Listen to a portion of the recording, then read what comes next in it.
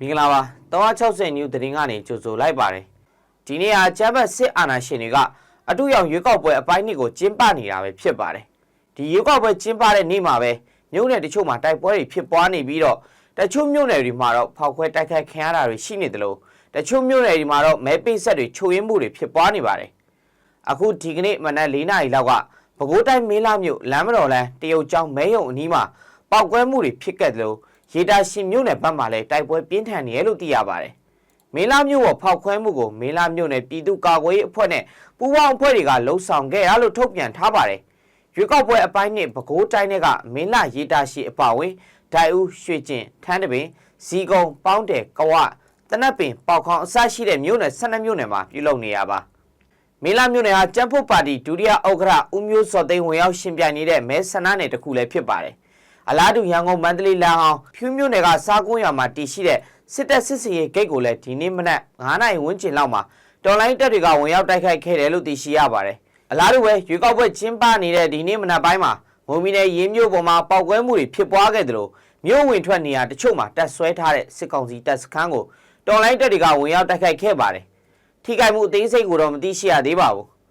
ပြီးတော့မူးတုံမြို့ပေါ်မှာလည်းပောက်ကွဲမှုတွေဖြစ်ပေါ်ခဲ့ပါတယ်အဲ့ဒီမှာတော့ရဲသားတချို့ထိခိုက်မှုရှိတယ်လို့ကနဦးအနေနဲ့သိထားရပါတယ်။ဒါပြင်ပေါင်မြို့နယ်ကြုံကကြေးရွာကပြည်သူတအုပ်ကိုစစ်တပ်ကရွေးကောက်ပွဲနှောက်ယှက်တဲ့ဆိုပြီးတော့ဖမ်းဆီးထားပါတယ်။ဖမ်းဆီးခံရသူကဘသူပဲဝါနဲ့အသေးစိတ်ကိုတော့မေးမြန်းနေဆဲပဲဖြစ်ပါတယ်။တစ်ဆက်တည်းမှာပဲအေယာဝတီတိုင်းဝါခဲမြို့နယ်ကမဲယုံတစ်ခုမှာပြည်သူတွေမဲပေးနေချိန်မှာပဲ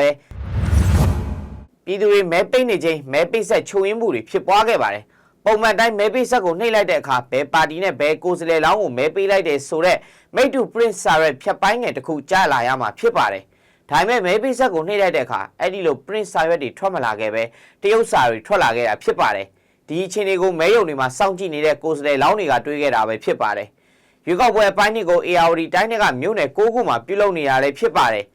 တစ်ဖက်မှာလည်းမဲယုံတွေကိုလွတ်တော့ကိုယ်စားလှယ်လောင်းတွေကိုစောင့်ကြည့်ခွင့်ပေးထားပေမဲ့ ARD တိုင်းကစောင့်ကြည့်တဲ့ကိုယ်စားလှယ်လောင်းတွေကိုမဲယုံမှုတွေနှင်ထုတ်နေတဲ့ပြဿနာတွေဖြစ်ခဲ့ပါတယ်။အခုရွေးကောက်ပွဲဟာအာဏာသိမ်းပြီးနောက်ပိုင်းပထမချိန်ဖြစ်ပေါ်လာတဲ့အကြမ်းဖက်စစ်တပ်ကဥဆောင်ကျင်းပတဲ့ရွေးကောက်ပွဲလေးဖြစ်ပါတယ်။ဒီရွေးကောက်ပွဲဖြစ်လာတဲ့တရုတ်သမ္မတရှီကျင်းဖျင်နဲ့အာဏာသိမ်းစစ်ကောင်းဆောင်တို့အပေးယူလုပ်ပြီးဖြစ်လာတာလို့သုံးသပ်မှုတွေလည်းရှိနေကြပါတယ်။ဝိုင်းကင်လက်နက်ကင် KNU တပ်မဟာလေးနယ်မြေလေဒိုဆိုမြို့နယ်ရုံးကိုစစ်တပ်ကလေရင်နဲ့ဘုံကျဲတိုက်ခိုက်ခဲ့လို့ကလေးတအုပ်တေဆုံးဟာ10 ဦးဒဏ်ရာရရှိခဲ့ပါတယ်။မနေ့ကတိုက်ပွဲဖြစ်ပွားတာမရှိပဲစစ်တပ်ကတဝဲအရှိတော်ဒေသ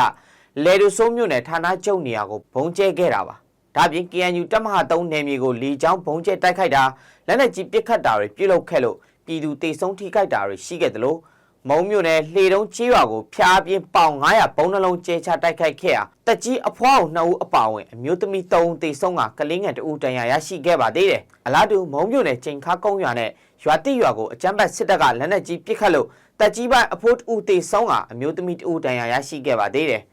အာဏာသိမ်းစစ်တပ်ဟာသူတို့ထိန်းချုပ်ရာဒေသတွေမှာအထူးရောင်ရွေးကောက်ပွဲပြုလုပ်ပြီးနိုင်ငံရေးအတွက်ငြိမ်းချမ်းနေတဲ့အအောင်ပြုမှုနေပေမဲ့ KNU နယ်ပြည်နဲ့တော်လိုင်းတပ်ဖွဲ့တွေထိန်းချုပ်ရာနေရာဒေသတွေကအရက်သားပြည်သူတွေကိုပြစ်မှတ်ထားက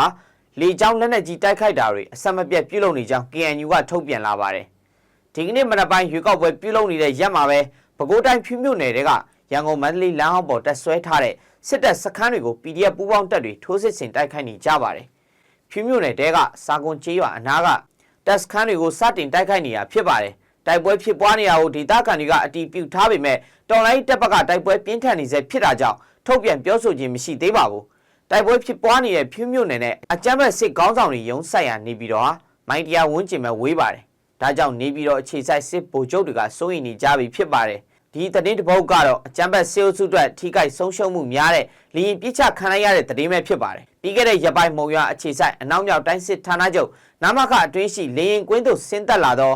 MI-70B အမျိုးအစားထောက်ပံ့ပို့ဆောင်ရေးရဟတ်ယာဉ်တစ်စီးကိုတော်လိုင်းတပ်ဖွဲ့များကပစ်ခတ်ခဲ့ပါတယ်။နမခဌာနချုပ်နဲ့2 မိုင်ခွက်အကွာလေရင်ဆင်းသက်ချိန်မှာစစ်တပ်နဲ့ပစ်ခတ်ခဲ့တာပါ။ပစ်ခတ်ခံရမှုကြောင့်ရဟတ်ယာဉ်အမြင့်ပိုင်းထိမှန်ခဲ့ပါတယ်။အောက်သို့အကျမှာပောက်ကွဲတံကျေတောင်သွားကြားရပြီးထိခိုက်ပျက်စီးဆုံးရှုံးမှုများရှိနိုင်တယ်လို့တော်လိုင်းအဖွဲ့တွေကခန့်မှန်းထားပါတယ်။ဒီကနေ့စစ်ရေးအခြေအနေကိုတင်ပြပေးပါမယ်။ဒီကနေ့ဇန်နဝါရီလ17 ရက်နေ့မနက်ပိုင်းကမန္တလေးတိုင်းမြင်းခြံမြို့နယ်ကြောက်ကုန်းရွာမှာအထိုင်ချထားတဲ့ပြူစောတိစခန်းကိုဝင်ရောက်တိုက်ခိုက်ရ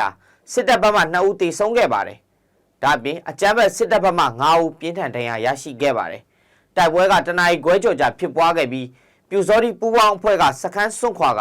ခွေးပြေးဝက်ပြေးပြေးခဲ့ရသလိုတော်လိုင်းပူပေါင်းတပ်ဘက်ကအထိကိမရှိဘူးလို့လည်းသိရပါတယ်ကိုမြင်းကြံခရိုင် One More စစ်ကြောင်းမြင်းကြံခရိုင်တရင်1မြင်းကြံခရိုင်တရင်2ထနောင်းမြေစစ်ကြောင်းမိုးရှိဒါယန်ပြည်သူ့ကာကွယ်တပ်ဖွဲ့နဲ့ပတ်တာပြည်သူ့ကာကွယ်တပ်ဖွဲ့တို့ပါဝင်ပါတယ်အလားတူမနေ့ကဇန်နဝါရီလ10ရက်နေ့လက်ပံရီကျော်ကြေးရွာကမဲယုံ1မှာကင်းဆောင်နေတဲ့အကြမ်းဖက်စစ်သားပူပေါင်းအဖွဲ့ကိုမိုင်းခွဲတိုက်ခိုက်ခဲ့တယ်လို့နနက်အစောပိုင်းမှာတော့ထန်းတပင်ထွေအုပ်ရုံးကို drone နဲ့ပုံကျဲတိုက်ခိုက်ခဲ့ပါတယ်အဲ့ဒီတိုက်ခိုက်မှုကြောင့်စစ်တပ်ပြူပူပေါင်းအဖွဲ့တွေအများပြားထိခိုက်သိမ်းဆုံးမှုရှိခဲ့တယ်လို့သိရှိရပါတယ်ဆက်လက်ပြီးတော့မကွေးတိုင်းကံကောခရိုင်ကပြူစောတိစခန်းနဲ့တပ်စခန်းတွေကိုတပြိုင်နက်တိုက်ခိုက်ခဲ့တဲ့အခါအကြမ်းဖက်စစ်သား40ကျော်မတာပေါ်ခဲ့ပြီးလက်နက်ခဲယမ်းတချို့လည်းတင်စီရမိခဲ့ပါသေးတယ်။အဲ့ဒီတိုက်ခိုက်မှုတွင်စစ်တပ်ပြူစောတိစခန်းတွေကိုလည်းတင်စီရမိခဲ့တယ်လို့ဆိုပါတယ်။ဒါဒီဇင်ဘာလနောက်ပိုင်းအပတ်ကနေဇန်နဝါရီလပထမအပတ်အတွင်းမှာဖြစ်ပွားခဲ့တာဖြစ်ပါတယ်။အကြမ်းဖက်စစ်တပ်ထံမှ G3 တနက်4လက်ကာပိုင်တနက်2လက်ခါချိုတနက်2လက်ဂျမ်ဘာ1လုံး60မမဘုံသီး5လုံးကြည်တော့မျိုးစုံနဲ့ဆက်ဆက်ပစ္စည်းများစွာကိုတင်စီရမိခဲ့ပါတယ်။ဆက်လက်ပြီးတော့အကြမ်းဖက်စစ်တပ်ကရွေးကောက်ပွဲလုပ်နေပေမဲ့မွန်ပါဝင်နိုင်ငံတော်ဝန်မှာပြည်သူတွေကိုအတင်းကျပ်ဖမ်းဆီးပြီးစစ်မှုထမ်းတင်တန်းပို့ဆောင်နေပါတယ်။မကြာမီစစ်မှုထမ်းအပတ်စဉ်21ဖွင့်လှစ်ဖို့စစ်တပ်ကလူဝင်အားတွေလိုအပ်နေပြီးရရနီးလန်းတွေနဲ့လူတွေရှာဖွေဖမ်းဆီးမှုတွေလုပ်နေရပါ။စစ်မှုထမ်းတပ်သားစုဆောင်းရမှာလူငယ်တွေကိုငွေချင်းနဲ့ငှားရမ်းဝယ်ယူတာတွေညပိုင်းအပြင်ထွက်သွားလာနေတဲ့လူငယ်တွေဖမ်းဆီးတာမျိုးတွေအမျိုးသား2ယောက်ဆိုင်ကယ်စီးနှင်းမှုတွေကိုဖမ်းဆီးတာအပြင်အတင်းအဓမ္မပေါ်တာဆွဲဖမ်းဆီးပြီးစစ်သားစုဆောင်းမှုတွေလှုပ်ဆောင်နေပါတယ်။ဒါပြင်ဒေသန္တရအမိတ်ဖောက်ဖျက်မှုဆွဆွဲချက်တွေနဲ့ဖမ်းဆီးထားတဲ့လူငယ်တွေကိုစစ်ကော်မရှင်တပ်နဲ့ရဲတပ်ဖွဲ့ကအုပ်ချုပ်ရေးမှုတွေထံတအူးလီငွေကျပ်350ဝန်းကျင်ရောင်းချတဲ့ဈေးကွက်လည်းရှိနေပါတယ်။ဒီလိုမျိုးလိုအပ်တဲ့စစ်မှုထမ်းတင်နန်းတွေကိုမစုဆောင်းပေးနိုင်ပါကရက်ကွက်နဲ့ကြေးရွာအုပ်ချုပ်ရေးမှုတွေကိုဖိအားပေးထားတယ်လို့မစုဆောင်းနိုင်သူတွေကိုတော့အေးအေးယူမယ်ဆိုပြီးခံဝင်ထိုးခိုင်းထားတာတွေရှိနေတာပါ။နောက်ဆုံးတစ်ပုဒ်မှာဆိုရင်တော့မန္တလေးတိုင်းမိထီလာမြို့ကမိသက်စခန်းနဲ့ဆောက်လုပ်ရေးရုံးရှိကဆိုင်ခန်းပေါင်း60ကျော်ကိုအကြမ်းဖက်အာဏာရှင်တွေကပိတ်သိမ်းလိုက်ပါတယ်။မိထီလာမြို့ပေါ်တော်ဝင်နှန်းမီးပွိုင်အရှိတ်ဘက်နဲ့ရေစင်ကြီးအနီးကမိသက်စခန်း2ခုရှိမှာစောက်ထားတဲ့ဆိုင်ခန်းပေါင်း58ခန်းကိုဖယ်ရှားဖို့တတိပေးခဲ့ပြီးတဲ့နောက်အခုလိုပိတ်သိမ်းလိုက်တာပါ။အခုလာပထမ